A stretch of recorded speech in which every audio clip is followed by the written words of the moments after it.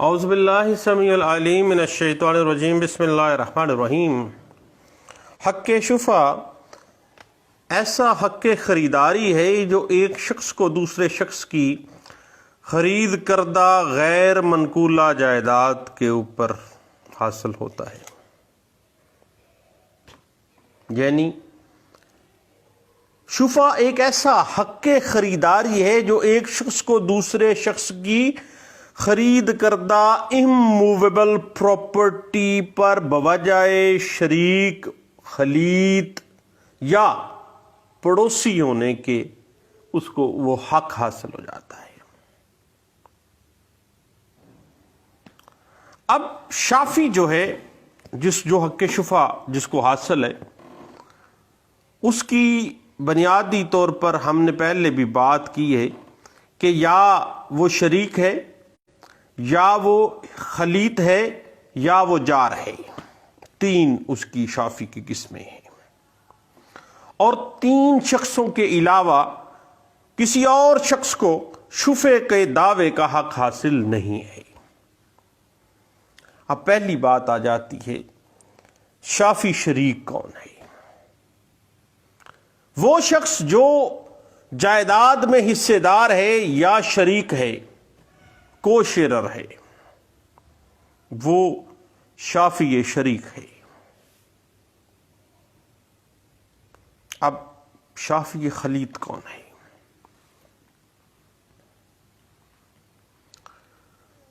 شافی خلیط وہ شافی ہے جو فروخت شدہ غیر منقولہ جائیداد کے کسی حق کے آسائش میں بھی حصے دار ہو، جیسے سانجا راہ ہے، اس کو رستے کا حق ہے، یا نکاس آب ڈرینیج کا حق اس کو اکٹھا ہے، خلیط ہے۔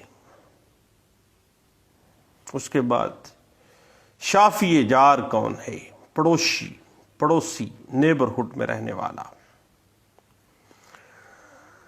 غیر منقولہ جائیداد سے ملحقہ جو پڑوسی ہے وہ شافی جار کہلاتا ہے، مگر ان میں ملحقہ جائیداد کے کرایہ دار اور ایسے اشخاص جو جائیداد پر غیر قانونی قابض ہوں وہ شافی جار کی ڈیفینیشن میں نہیں آتے ہیں۔ یاد رکھیے گا کہ کوئی واقف یا کوئی متولی یہ بھی شافی جار کی ڈیفینیشن میں فال نہیں کرتے ہیں، کیونکہ جو جائیداد وقف کی گئی ہے اس کا واقف یا متولی کامل اختیارات ان کو بھی حاصل نہیں ہے اس پراپرٹی کے، وہ شافی جار کی ڈیفینیشن میں فال نہیں کرتے ہیں۔ اس کے بعد یاد رکھیے گا ایک بڑی ٹیکنیکل سی بات ہے، شافی شریک جو ہے شافی خلیط کو، شافی شریک یعنی جو حصہ دار ہے اس پراپرٹی کا، شافی خلیط وہ پرسن جو اس پراپرٹی کے حق آسائش میں حصے دار ہے۔ شافی شریک جو ہے وہ شافی خلیط کو، اور شافی خلیط شافی جار کو حق شفع سے محروم کر دیتا ہے، یعنی شافی شریک شافی خلیط سے سپرسیڈ کر جاتا ہے، اور شافی خلیط شافی جار سے سپرسیڈ اس کا رائٹ کر جاتا ہے۔ البتہ ایک بات،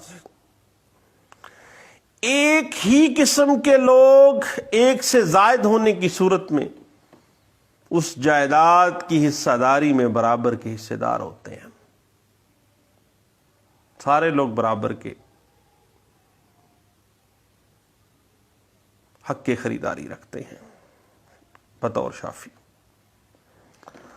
اس کے بعد بات آ جاتی ہے حق شفع پیدا کب ہوتا ہے؟ شفع کا حق صرف اموویبل پراپرٹی کی بیع یا ہبہ بالعوض سے پیدا ہوتا ہے، ویسے ہبے سے نہیں، ہبا بالعوض سے، بے کی ہی ایک قسم کے طور پہ اس کو کنسیڈر کیا جاتا ہے. یاد رکھیے گا. انتقال جائیداد کی دیگر صورتیں مثلا سادہ ہبہ ہے، صدقہ ہے، وقف ہے، وراثت ہے، ہبہ بالوصیت ہے، یا پٹے داری ہے، مستقل کرایہ داری جس کو کہا جاتا ہے، اس میں کبھی بھی حق شفع پیدا نہیں ہوتا، اور نہ ہی مارٹگیج سے حق شفع پیدا ہوتا ہے، کیونکہ یہ حق دو اشخاص کے درمیان جائیداد کا تبادلہ اس اختیار کے ساتھ کہ ان میں سے کوئی اپنی زندگی میں جب چاہے ایکسچینج کو منسوخ کر کے اپنی جائیداد واپس لے لے، مشروط بیع کی طرح ہے، جس سے جائیداد میں اس کی ملکیت زائل نہیں ہوتی ہے. اور اس طرح سے جب ایکسچینج کا معاملہ آ جائے یا پٹہ داری کا معاملہ آ جائے تو پھر حق شفع پیدا ہی نہیں ہوتا ہے. لیکن اگر پارٹیز میں سے کوئی ایک اس تبادلے کے بغیر فوت ہو جائے تو پھر یہ معاملہ، یہ ٹرانزیکشن بیع کی صورت اختیار کر جاتی ہے. اور جب پارٹیز میں سے کوئی پرسن تبادلے کے بغیر فوت ہو جاتا ہے تو یہ معاملہ چونکہ بیع کی صورت اختیار کر جاتا ہے، اور بیع کی صورت جب بھی اختیار ہونی ہے حق شفع کریٹ ہو جاتا ہے.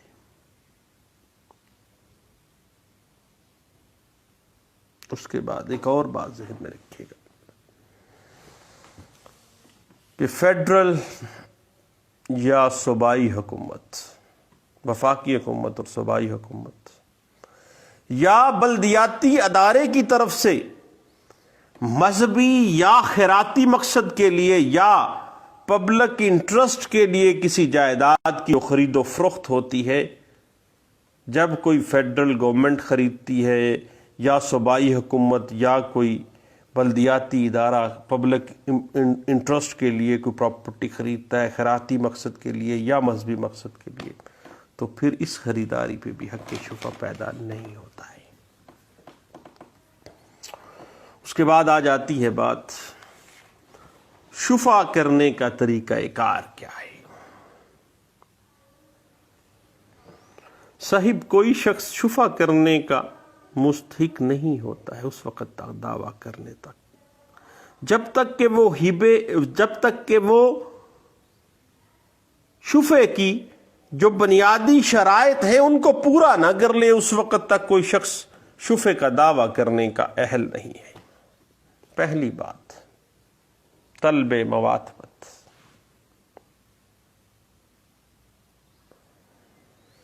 طلب موافقت یہ ہے کہ بیع کی خبر سنتے ہی فوری طور پر شفع کا دعویٰ کرنے کے ارادے کا اظہار نہ کر دے. جب تک شافی اظہار نہ کر دے، جب تک وہ طلب نہ کر لے، اس وقت تک طلب موافقت پوری نہیں ہوتی.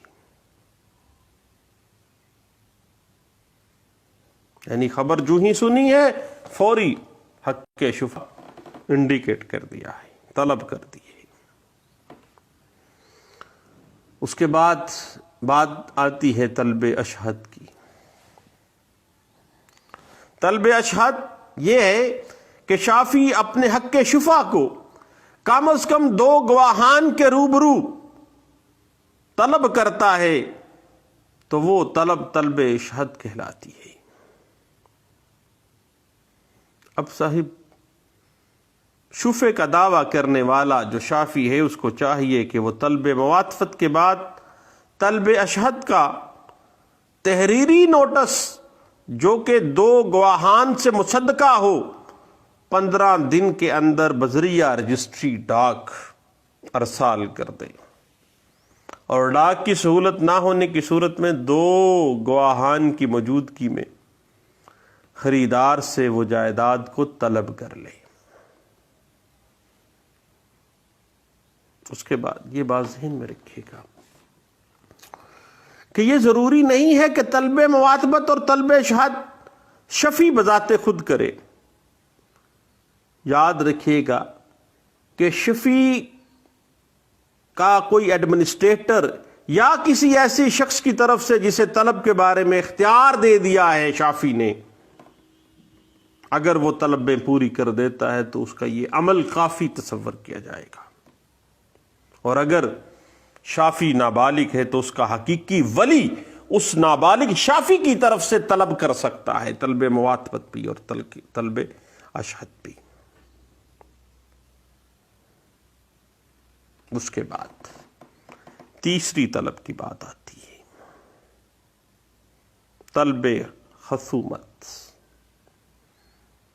طلب اشہد کے بعد خریدار کی طرف سے جائیداد دینے سے انکار کی صورت میں شافی اگر مطمئن ہو کہ اس نے قانون کے مطابق حق کے شفع کے تمام لوازمات پورے کر دیے ہیں تو کمپیٹنٹ کورٹ میں شفع کا دعویٰ دائر کرے گا۔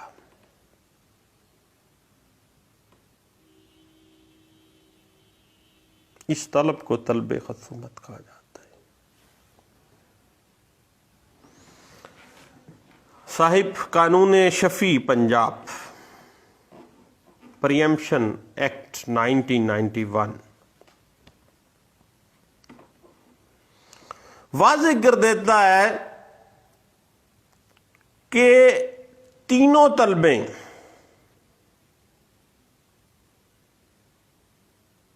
شافی جو کرتا ہے ان کی ٹوٹل تمام کارروائی کی میعاد سماعت 4 ماہ ہے، اور 4 ماہ گزرنے کے بعد شافی جو ہے وہ پریمپشن کا دعویٰ دائر نہیں کر سکتا۔ طلب مواطبت بے کی تکمیل کے بعد ہونی چاہیے، اور اگر کبھی بھی بے کے سے پہلے، بے ابھی ہوئی نہیں ہے، ابھی صرف ایگریمنٹ ٹو سیل ہوا ہے، اور طلب مواطبت کر دی تو پھر ایسی طلب ہوا میں تیر ہے۔ اب یہاں پہ ایک اہم بات ہے، اگر آپ پنجاب میں رہتے ہیں تو pre-emption act, Punjab pre-emption act 1991 میعاد دیتا ہے طلبوں کی 4 ماہ،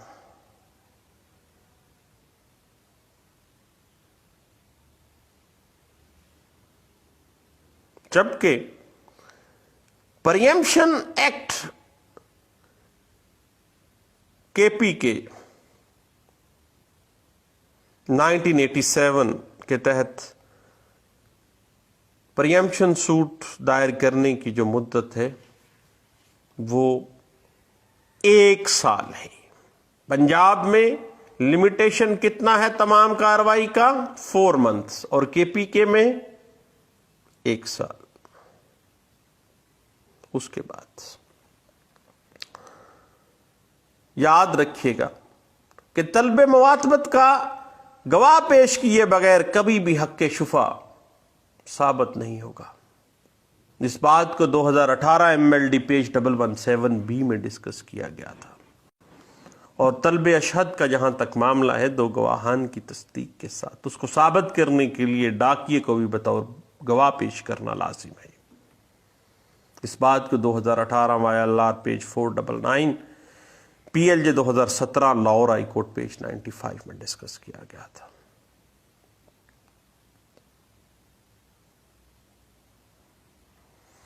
ایک بڑی ٹیکنیکل سی بات ہے، سر ذہن میں رکھیے گا صاحب، کہ پریمپشن رائٹ کے اندر بدریہ ترمیم طلب ایڈ کرنے کی اجازت نہیں ہے کبھی بھی۔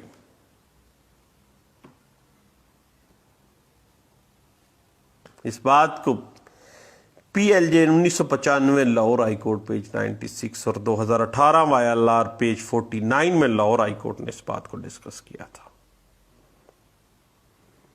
اور طلب موافقت کو ثابت کرنے کے لیے خریدار جو بے کا ہے، وینڈی ہے، اس کے والد کی تعمیل قانونی تصور نہیں کی جائے گی، بلکہ اس کی اپنی تعمیل، جو خریدار ہے اس کی تعمیل قانوناً تصور کی جائے گی۔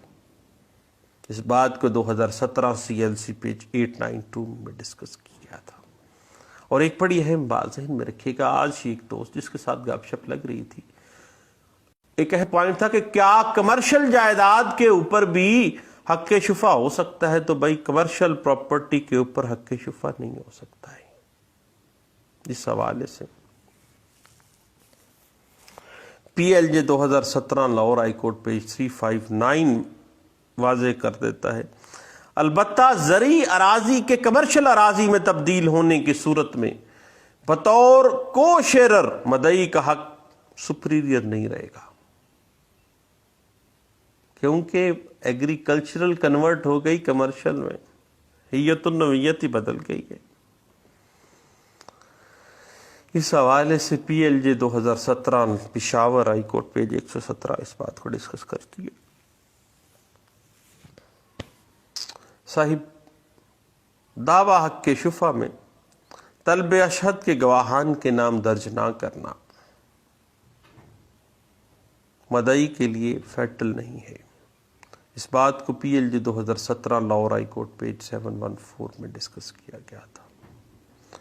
اور جو بندہ آگے بیک انفارمیشن دے رہا ہے، انفارمر کو بطور گواہ پیش نہ کیا گیا، تو طلب اشہد کے نوٹس کی تعمیل بارے صفحہ مثل کے اوپر اگر کوئی شہادت بھی نہیں ہے، جو طلب اشہد بھیجوایا گیا اس کی لفافہ رجسٹری ایگزیبٹ نہیں اگر کروائی جاتی ہے، نہ ہی رسید ہے، نہ ہی ڈاکیے کو بطور گواہ پیش کیا گیا ہے، تو پھر ایسا presumption suit in the eye of law sustainable ہو سکتا ہے؟ گرے ایریا میں بات چلی جاتی ہے، ایسا پریمپشن سوٹ کبھی بھی، کیونکہ بنیادی انگریڈینٹس کو ہی پورا نہیں کیا جا رہا ہے۔ اس بات کو 2017 YLR پیج 1734 میں ڈسکس کیا گیا تھا۔ اس کے بعد شافی جب پریمپشن رائٹ کے لیے سوٹ فائل کرتا ہے تو اس کے لیے ضروری ہے کہ دعویٰ دائر کرنے کے 30 دن کے اندر 1/3 زر خرید، زر سوم عدالت میں جمع کرا دے، اور دعویٰ ڈگری ہونے کی صورت میں بقیہ 2/3 جو باقی رہ گیا ہے وہ زر خرید بھی 30 دن کے اندر اندر عدالت میں جمع کرا دے۔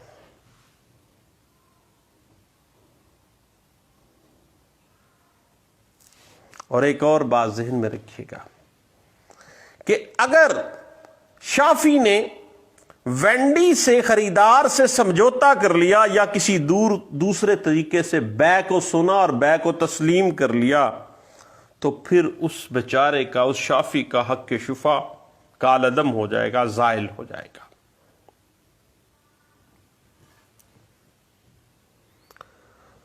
اب بات آ جاتی ہے فروخت سے پہلے خریدنے سے انکار پر، حق زائل، حق جو ہے وہ زائل تو نہیں ہوتا، چونکہ حق شفا فروخت کی تکمیل کے بعد پیدا ہوتا ہے، لہذا یہ حق شفا کا جو حق ہے اس بنا پر زائل نہیں ہوگا کہ فروخت کی تکمیل سے پہلے اس جائیداد کی آفر شافی کو کی گئی تھی اور اس نے خریدنے سے انکار کر دیا تھا، اس وقت کیا تھا، اب وہ تکمیل ہو گئی ہے بے کی، اب حق شفا تو بے ہونے کے بعد پیدا ہوا ہے،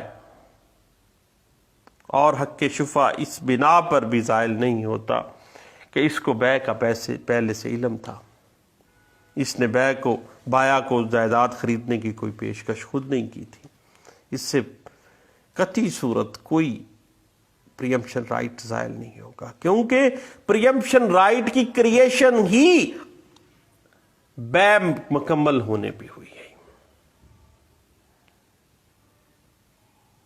اس کے بعد ایک اہم معاملہ آ جاتا ہے کہ مدعی کی موت کی صورت میں ورثاء کا حق شفع کہاں فعال کرتا ہے؟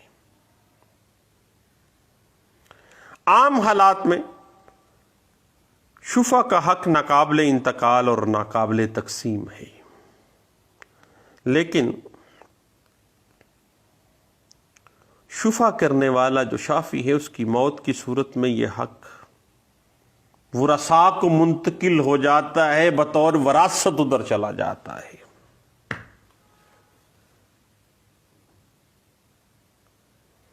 اس کے بعد ایک اور اہم بات آ جاتی ہے کہ جو جائیداد ہے جس سے حق شفع پیدا ہوا ہے اس کی قدر و قیمت میں اضافہ ہو جاتا ہے، کیونکہ شافی نے دعویٰ دائر کرنے سے پہلے اگر اس دورانیے میں خریدار نے جائیداد میں کوئی تعمیر یا کوئی اضافہ کیا ہے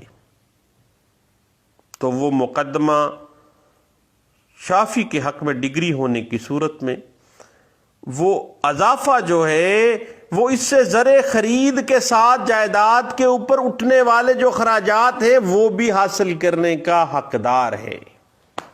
1/3 پہلے دے دیا شافی نے 2/3 ڈگری ہونے پہ، اور اس پراپرٹی کے اوپر جو تعمیرات کی گئی، جو اضافہ کیا گیا، وہ بھی لینے کا خریدار حقدار ہے۔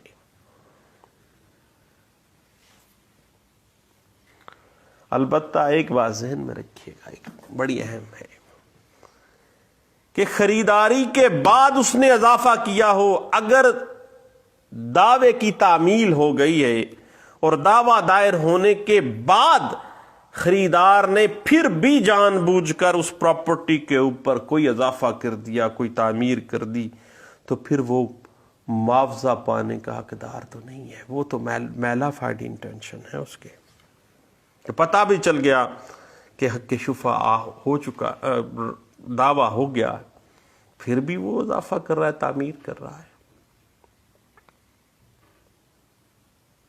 اس کے بعد ایک اہم ٹیکنیکلٹی ہے شفع کے مقدمات میں، وہ ہے زر خرید کا تعین۔ فریقین کے درمیان زر خرید کے تنازع کی صورت میں کمپیٹنٹ کورٹ زر خرید کا تعین خود بھی کر سکتی ہے، جس کے لیے وہ اس قیمت خرید کو جو فروخت کنندہ نے وصول کی ہے اس کو مد نظر رکھے گی۔ اور دوسری بات، جائیداد کے اوسط سالانہ منافع کی تخمینہ شدہ رقم سے بھی اس چیز کو مد نظر رکھ کے زر خرید کا تعین کیا جاتا ہے۔ اور تیسری اہم بات، گرد و نواح میں ایسی کسی دوسری جائیداد کی مارکیٹ ویلیو کیا تھی، جو لاسٹ بکی ہے وہ کتنے میں بکی ہے، اور چوتھی کہ ماضی قریب میں اس علاقے کی اس گرد و نواح کی دوسری جائیداد کی قیمت فروخت کیا تھی، کتنے میں فروخت کی گئی ہے۔ اب صاحب بات ذہن میں رکھیے گا کہ طلب شہد نوٹس کے اوپر 2 گواہان کی تصدیق اور اس نوٹس کی مدعا علیہ سے تعمیل ہونا ثابت کرنا لازم ہے، ادروائز دعویٰ فارغ ہے۔ اس بات کو سپریم کورٹ آف پاکستان نے 2017 SCMR پیج 309 میں ڈسکس کیا گیا تھا۔ اب ایک اور بڑی اہم ٹیکنیکلٹی ہے کہ اگر پریمپشن سوٹ کے اندر شافی نے اپنے سپریریئر رائٹ کی پلی نہ لی ہے تو پھر ایسا پریمپشن رائٹ جو ہے اس کے اوپر دعویٰ منٹینیبل نہیں ہوگا۔ اس بات کو 2017 YLR پیج 23 نوٹ 29 ڈسکس کر دیتا ہے۔ اس کے بعد بات ذہن میں رکھیے گا کہ طلب مماثلت کے حوالے سے کہ جو بندہ انفارمیشن دے رہا ہے شافی کو پراپرٹی کی فروخت کی، بیع کی، اس انفارمر کو بطور گواہ اگر پیش نہیں کیا گیا تو پھر کیا ایسا جو دعویٰ ہے پریمپشن سوٹ ہے وہ ڈگری ہو سکتا ہے، ایک بہت بڑا لکونہ ہے، ڈگری نہیں ہوگا۔ اس بات کو پی ایل جے 2017 پشاور ہائی کورٹ پیج 83 میں ڈسکس کیا گیا تھا۔ اور ایک اور اہم بات، جب انفارمر نے مدعی کو شافی کو اطلاع دی یہ پراپرٹی کی فروختگی، تو اس وقت وہ اکیلا تھا یا کوئی اور ساتھ تھا، مجلس میں موجود تھا یا نہیں تھا؟ طلب مواتمت کے لیے مجلس میں اظہار کرنا بھی ضروری ہے۔ اس بات کو 2016 YLR پیج 1202 میں ڈسکس کیا گیا تھا۔ اور اگر طلب مواتمت کے بارے میں جو گواہان اس نے رکھے ہیں ان کے بیانات کے اندر کنٹراڈکشنز پائی گئی ہیں، تو پھر بھی پریمپشن رائٹ کے اوپر پریمپشن سوٹ جو ہے وہ ڈگری نہیں ہوتا ہے۔ اس بات کو 2016 YLR پیج 56 پہ ڈسکس کیا گیا تھا۔ اور اگر طلب اشہد کے گواہان میں بھی کنٹراڈکشن پائی جاتی ہے تو پھر بھی ڈگری نہیں ہوگا۔ اس بات کو 2016 YLR پیج 1285 میں بھی ڈسکس کیا گیا تھا۔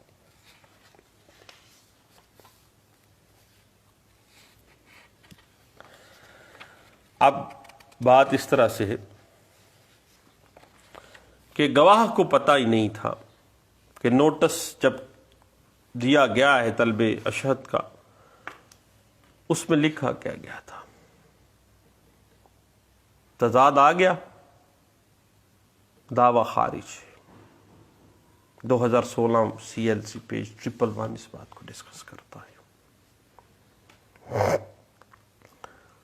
اب بات اس طرح سے ہے کہ طلب اشہد تو ثابت کرنا پڑے گا گواہان کے ساتھ، اور اگر نوٹس طلب اشہد کے نوٹس کے گواہان نے صرف اتنی گواہی دی ہے کہ انہوں نے ہم پہ نوٹس پہ سائن کروا لی، ہمیں تو پتہ ہی نہیں تھا اندر کیا تھا، نوٹس کو ہم نے پڑھا ہی نہیں تھا، ہمیں پتہ ہی نہیں تھا، تو طلب اشہد ثابت ہوتی ہے نہیں ہوتی ہے؟ جب طلب اشہد ہی ثابت نہیں ہوگی تو پریمپشن سوٹ کی ڈگری ہونے کا کوئی چانس ہے؟ 0/0 ہے۔ 2016 CLC 111 کو ضرور دیکھیے گا۔ اس کے بعد پریمپشن سوٹ دائری کے بعد زر سوم جمع کروانے کے لیے 30 ڈیز کی مدت پنجاب پریمپشن ایکٹ 1991 مقرر کر دیتا ہے۔ PLJ 2014 Lahore high court page 717، 2016 MLD page 383B جو ہے اس بات کو انٹرپریٹ کر دیتا ہے۔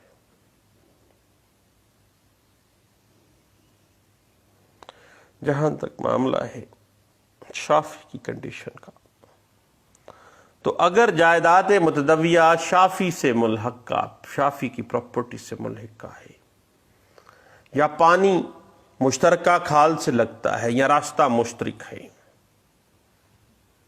تو پھر اس کا لوکس اسٹینڈا ہے، وہ شافی کی ڈیفینیشن میں فال کر جاتا ہے، اس کا اپنا سٹیٹس کھل کے سامنے آ جاتا ہے۔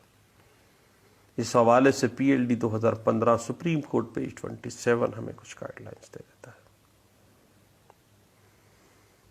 اب اگر ڈیورنگ ایویڈنس گواہ نے تسلیم کیا کہ اسے علم نہیں ہے کہ نوٹس میں لکھا گیا تھا، اس کے صرف خالی پیپر پہ جناب دستخط کروا لیے گئے، یا نوٹس ہمارے سامنے لایا گیا اور گواہ نے کہا کہ سائن ہو گئے ہیں، تو کیا طلب ثابت ہونی ہے؟ طلب ثابت نہیں ہے، دعویٰ بھی ثابت نہیں ہے، فارغ ہے دعویٰ۔